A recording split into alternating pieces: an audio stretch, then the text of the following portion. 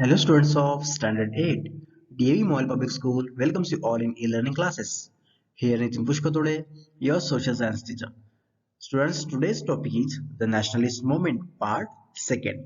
In the previous online session, we learned about the formation of Indian National Congress, partition of Bengal, formation of Muslim League, Moralamento reforms, Home Rule League, and Lucknow Pact of 1960. Okay, students, today we will start the second part of nationalist movement. Okay, so let's start our today's online session. Arrival of Mahatma Gandhi. Okay, students, Mahatma Gandhi was an Indian lawyer and political thinker of India. He came back in India in 1915 from South Africa. Students, Mohandas Karamchand Gandhi took over the leadership of Congress. That means when he came in India, then he took the leadership and he took the place in an Indian nationalist movement. Students, he introduced the effective tool of non-violent agitation which was called Satyagraha. That means demand for truth. Yes, students, by using this tool, Mahatma Gandhi was fighting with British and he always motivated to people by using the Satyagraha to protest British government. Students, it was a non-violent struggle against the British oppression. Yes, against towards Mahatma Gandhi propagated the tolerance, brotherhood, non-violence and simple living.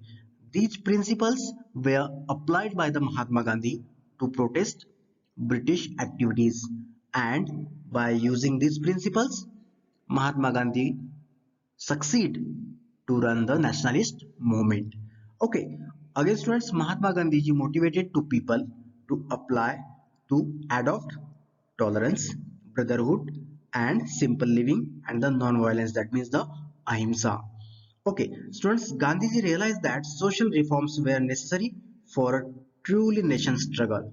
He established Sabarmati Ashram in Gujarat. Students, his first movement was in support of peasants and it began in Champaran in Bihar in 1970. So students, 1917 Champaran movement, it was the first movement of Mahatma Gandhi ji. He forced the British government to increase the price of indigo for the benefits of peasants. So in such a way that students, by 1919, Gandhiji had become the most popular leader of India. He launched many powerful mass movements against British for, for independence to frame the Swaraj. He always motivating the people for took part in the nationalist movements.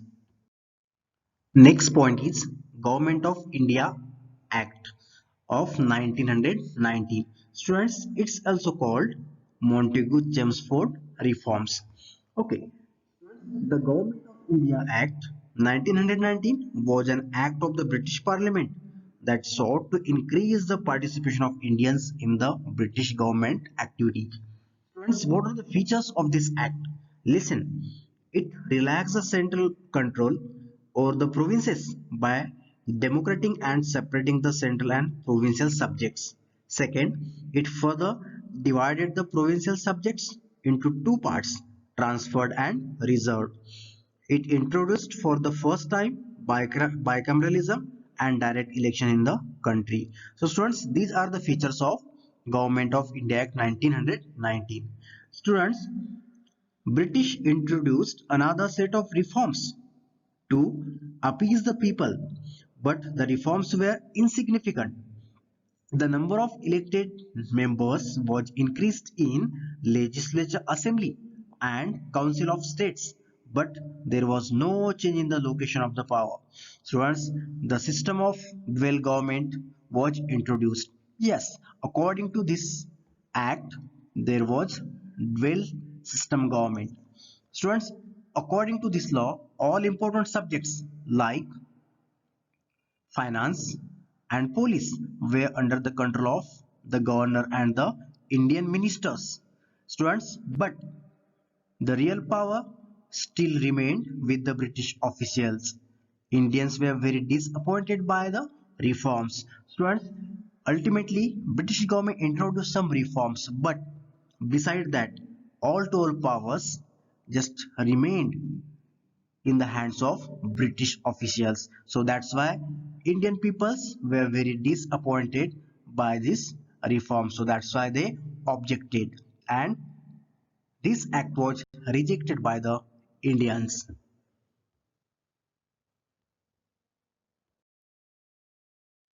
Rowlatt Act 1919. Okay, students, what about the Rowlatt Act? Listen, the Rowlatt Act of 1919 was passed by the British Council. Rowlatt Act of 1919 authorized the British government to arrest and imprison any person without trial and convict in a court. The authorities could arrest an Indian without a warrant and could conduct his trial in seclusion. Students, there was going unrest among Indians and protest increased against Rowlatt Act. The British government passed the Rowlatt Act to consolidate their control. It empowered the government to arrest anyone without a warrant and imprison people without trial. That means, students, according to this law, British gave enormous power to repress the Indian activities, to repress the nationalist movement of Indians. This caused the massive demonstration and hartals all across the country. Yes, students, in the given picture, you are seeing the people of India were doing the demonstration and hartals against the British government. So students, this is the Rowlatt Act. Students, it was called the Black Law. Why? Rowlatt Act was known as the Black Law as no arrested person was allowed to go for an appeal, dalil and vakil. So that's why it's called Black Law. Okay, students. Next point is Jallianwala Bagh massacre. Okay, students. On April 13, 1919, the people of Punjab gathered on the occasion of which festival? Baisakhi. Yes, on the occasion of Baisakhi festival on 13th April 1919, the people of Punjab gathered at Jallianwala Bagh near Golden Temple in Amritsar. Students, when they were protesting peacefully against the arrest of two prominent leaders of Congress, Dr. Satyapal and Saifuddin Kichilu. Students, the people of India, the people from the Punjab, they gathered in a Jallianwala Bagh massacre for protest against the British. Why? Because British government arrested the two Indian leaders, Saifuddin Kichlu and Dr. Satyapal. So that's why the people were protesting against the British government. Students, when during that time, General Dyer entered in the park and he ordered the British armed forces to open fire on the unarmed Indians. Okay, students, unarmed Indians, men, women, and children. The massacres turned the whole country. So that's why the government of Punjab imposed, which government? British government of Punjab imposed the martial law in Punjab. So students, this was the Jallianwala Bagh massacre. The non-cooperation movement. Students, after the Jallianwala Bagh massacre, Mahatma Gandhi decided to start non-cooperation movement.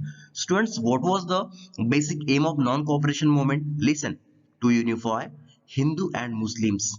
Again, to refuse the cooperation with British government. Okay, students, in the Congress session at Nagpur in December 1920, Gandhiji called for non-cooperation movement. That means not cooperated with the government. Students, non-cooperation movement was directed against the injustice done by the British government in Punjab and other regions. Students, this movement began with renouncing of titles and honors given by the British, boycott of legislatures, boycott of schools and colleges by students and teachers, boycott of government offices and courts, bonfire of foreign goods, hartals and strikes all over the country. Yes, students, with these activities, this movement was began. Students, in this movement, peasants, tribals, students, workers, traders, women, etc. These group took part in the non-cooperation movement. Next point, students, Chauri Chaura incident. Listen, in 1922, the police fired upon a group of demonstrators. That means police fired upon a group of Indian revolutionaries. Yes, at Chauri Chaura in Uttar Pradesh. So students, the group of Indians, that means mob of Indians, set police station on fire and burned 22 policemen alive. Then after that incident, Mahatma Gandhi was shocked and he decided to call off the non-cooperation movement. That means after the Chauri Chaura incident, Mahatma Gandhi decided to withdraw from the non-cooperation movement. Students, this decision of Mahatma Gandhi was objected by some Congress leaders like Jawaharlal Nehru and Subhash Chandra Bose. To withdraw, they objected the withdrawal of the movement due to the one violent incident. After that, students Motilal Nehru and Chittaranjan Das formed the Swaraj Party to enter the Legislative Council and then destroy the British administration inside. Students, after the Chauri Chaura incident, Mahatma Gandhi continued to propagate the Khadi, Hindu Muslims, unity and eradication of the untouchability. Students, so this is the information of non-cooperation movement and Chauri Chaura incident. Next point is Simon Commission. Okay, students, Simon Commission was sent by the British government in India in 1927 under the presidency of Simon. Students, who was Simon? Simon was British officer. Okay, students, what was the main aim of Simon Commission? Listen, to further reforms to appease the Indians, to review the Government of India Act of 1919. So that's why British government sent this commission in India. But students, Congress and Indian leaders objected this commission. Students, why did they object this commission? Listen, because in this commission did not have a single Indian representative. That means in this commission there was no any Indian member. So that's why Congress and Indian leaders objected this commission. Students, it was boycotted by the Congress as well as the Muslim League with the black flags. Students, Lala Lajpat Rai was seriously injured while protesting in a police lathi charge in a Lahore against Simon Commission. So students, this was the Simon Commission. Next person's Lahore session. Listen, in December 1929, the Congress session was held on the bank of river Ravi in Lahore. Students, in this session, Pandit Jawaharlal Nehru took the presidency of Lahore session. Students, in this session, there was most important historic resolution was passed. That means the historic resolution of Purna Swaraj or complete independence was passed. After this session, it was decided to celebrate January 26, 1930 as the first Independence Day of India. Which day, students? January 26, 1930 as the first Independence Day of India after the Lahore session. Okay, students, on the basis of taught portion, this is your assignment. You have to write the answer of this question. Students, remaining part of this lesson we will learn in the next online session. Till then, thank you very much and have a nice day.